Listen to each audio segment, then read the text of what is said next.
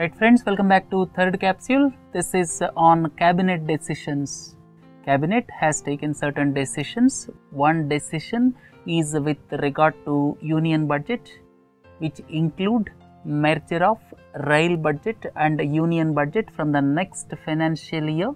That is one important aspect.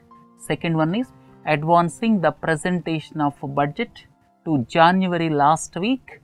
Now the present practice is presenting the budget on the last working day of February.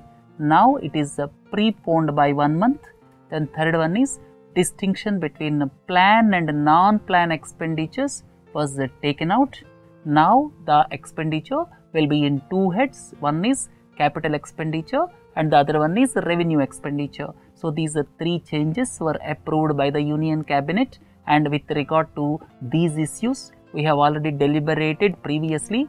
The module is changes from 2017-18, that is second capsule of 36th week. Some of the issues we deliberated on these aspects. Please view that capsule. And now further we will deliberate this merger of rail budget and union budget from 2017-18 financial year, and brief history and certain aspects we deliberated in the previous capsule. Please view it, and I am adding further information because of a merger of rail budget and union budget. What are the positive aspects? What are the negative aspects? I have listed out here. Please go through them. Because of the merger of rail budget and union budget, one most important positive aspect is there will not be any scope for populist measures. Previously, some of the railway ministers have done a lot for their own state, ignoring the aspirations of other states, and some of the railway ministers have not increased the railway fare, and several populist measures were undertaken by the railway ministers. So this will go away. So thought process will be based on rational analogy, and now there will not be any scope for populist measures. Second important aspect is there will not be any pressure on railways to introduce new trains, new lines, unviable lines. This is another important and required aspect. Third one is commercial viability of the railways now can be looked at in objective way.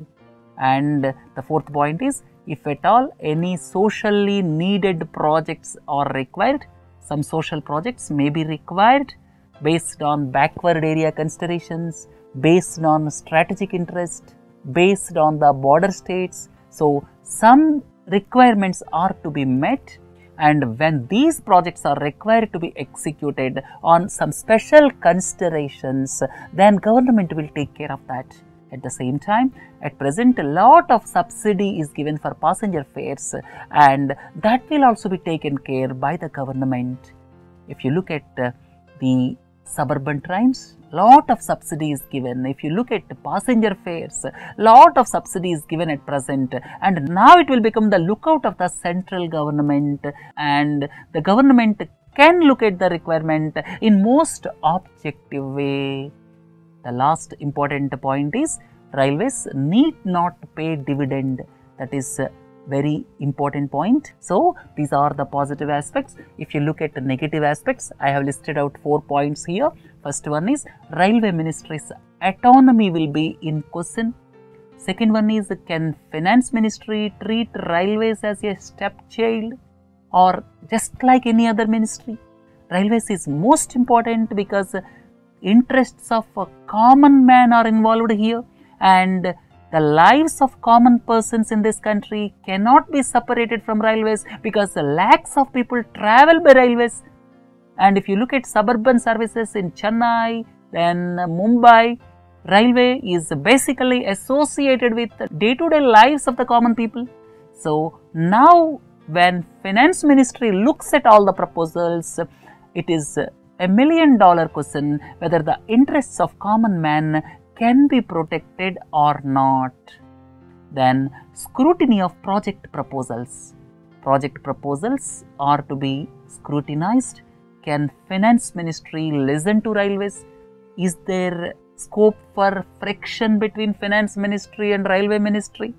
So, these are all the questions which will be answered in due course of time.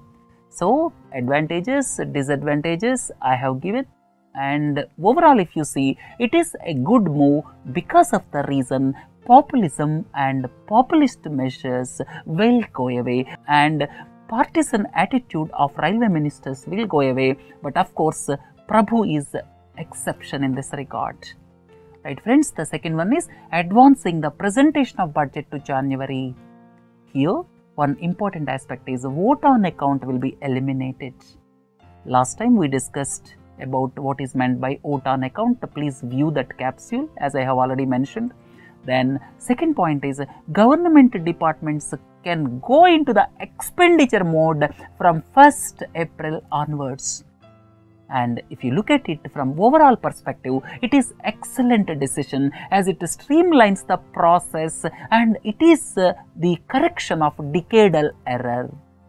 And the aspects against this proposal, there are not many aspects against this proposal. The first one is expenditure pattern for the current financial year is available for the first 9 months only and pattern for the last quarter may not be available. I am talking about the current financial year.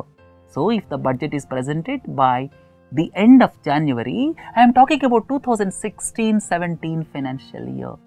This is not a major issue, it is very minor issue. And second somewhat important and interesting issue is sufficient time for standing committees to peruse demands for grants may not be available. In the budget, demands for grants basically looks at the requirements of expenditure for various departments, and normally what happens in the present pattern, the first session of budget is conducted for 4 to 5 weeks.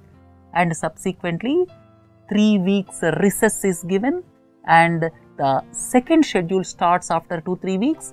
In between these 2-3 weeks, various standing committees of parliament scrutinize various demands for grants, and now sufficient time may not be available for standing committees to look at demands for grants. That means the requirement of expenditure for individual departments. So, proper scrutiny is to be done within the shortest possible time. That is the major constraint here. Overall, if you look at the advancing the presentation of budget to January, it is a very good proposal. Right friends, look at the next one. Viability gap funding or partial capital grant of rupees 5,176 crore for Gas Authority of India Limited's 2,539 km long Jagdishpur Haldia and Bokaro Dhamra natural gas pipeline.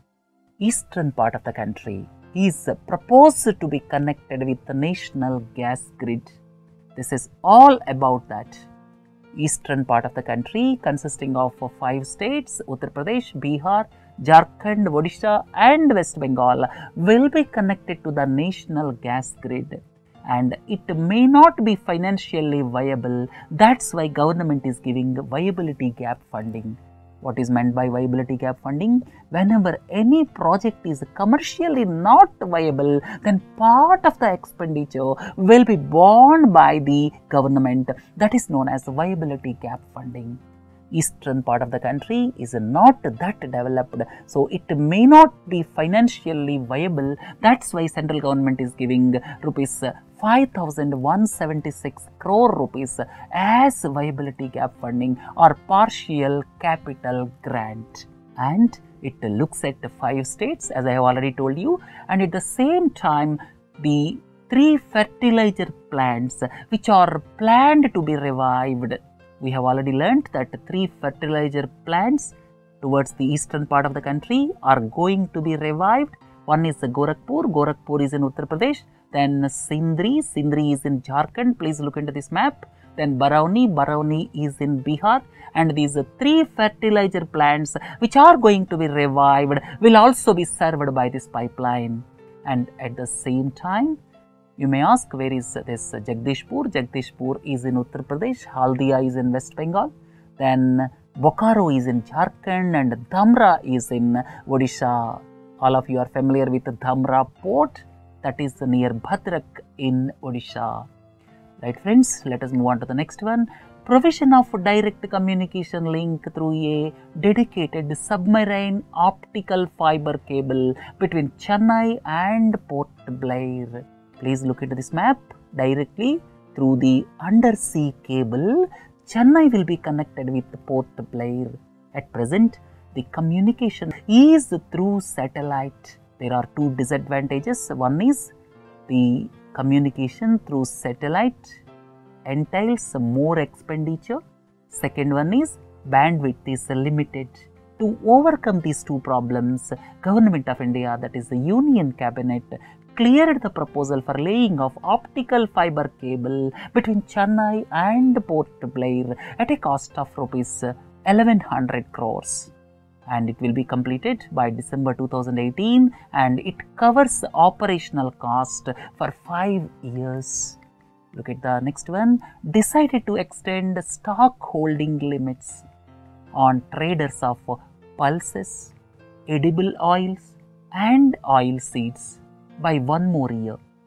The existing stock holding limit comes to an end by September 30, 2016 and government extended the period of stock holding limits by September 30, 2017. That means it is extended till September 30, 2017. It is under Essential Commodities Act. And you may ask, what is the requirement of imposing stock holding limits? When the prices are escalating and when the supply of commodities in the market is scarce and when traders are resorting to the practice of keeping more stocks so as to create artificial shortage, artificial scarcity. Under these circumstances, government can invoke Essential Commodities Act. Under Essential Commodities Act, government can list items like drugs, fertilizers, pulses, edible oils and petroleum products. And here, once the stock holding limit is imposed, then the traders cannot store the commodities beyond that limit. The basic thing is to improve supplies and bring down the prices. And pros and cons of Essential Commodities Act, we are deliberating in Read Between the Lines. Please view that capsule this week itself. Look at the next one. Subsidy support of rupees 1250 crore to BSNL from USOF. All of you are familiar with BSNL. BSNL led optical fiber cable even in rural areas and it has given lot many rural landline connections. Previously, it was Department of Telecommunications. Subsequently, it became a public sector enterprise with the name BSNL. And it has given lot many connections in rural areas and till 2002 it expanded massively to rural areas. And now if you look at Airtel or Vodafone, they normally concentrate on urban areas. As BSNL has given rural connections, then it is eligible to get funding from USOF. USOF is Universal Service Obligation Fund. This is basically meant for giving funding for expansion of telecom services in rural areas. So, BSNL will get subsidy support of rupees 1250 crore from Universal Service Obligation Fund. Next one is the Union Cabinet decided to close Hindustan Diamond Company Private Limited, a joint venture between Centre and DBCML.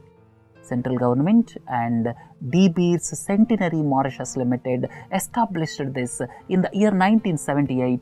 It supplies rough diamonds to the processing industry and Union Cabinet decided to close this. Signing and ratification of Tax Information Exchange Agreement with Samo. This Tax Information Exchange Agreement is basically piloted by Paris-based OECD and it will stimulate flow of exchange of information between two countries for tax purposes. Now the biggest problem in the world is tax evasion and tax avoidance by looking at the loopholes available in the system.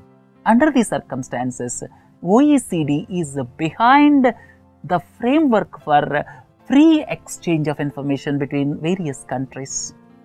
So, under this agreement, flow of exchange of information will take place and it will help curb tax evasion and tax avoidance. And you may ask, where is Samoa? Please look into this slide. Samoa is in Pacific Ocean. Look into the next one. Increase in pension for freedom fighters and their heirs by 20%. This will take effect retrospectively from 15th August 2016 and this is under Swatantrata Sainik Samman Pension Scheme of 1980.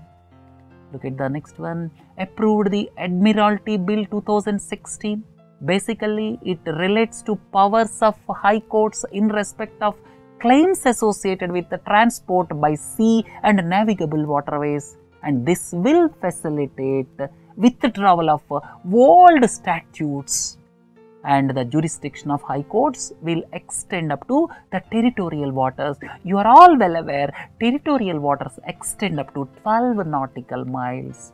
The last one, National Mission for Clean Ganga will have more powers in taking action against polluting industries.